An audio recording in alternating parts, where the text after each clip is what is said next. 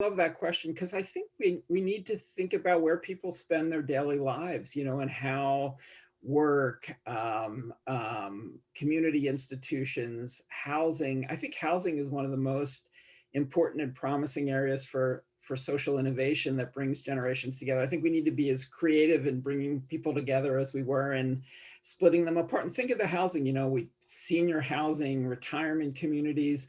And now a group of social entrepreneurs all over the world, I think, is tackling, a whole set of these institutions of daily life. But some of my favorites here in the States, there's a group called Nesterly, which is turning the sharing economy into bringing generations together, trying to pair older people who have room to spare in their houses, but need help doing chores and and young people who are living in expensive markets could use a break in rent. So they're bringing them together initially in Boston and now in other communities, Columbus, Ohio. And it turns out what starts out in efficiency, an exchange of services and space ends up in humanity, in these relationships that form.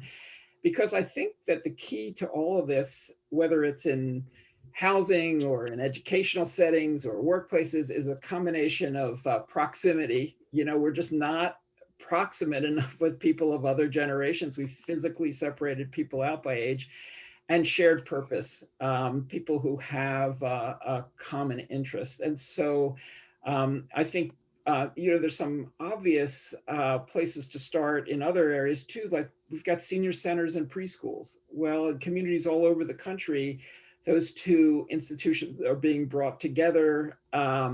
We need to think of how we can bring existing institutions together and create entirely new ones that provide for age mixing and connection.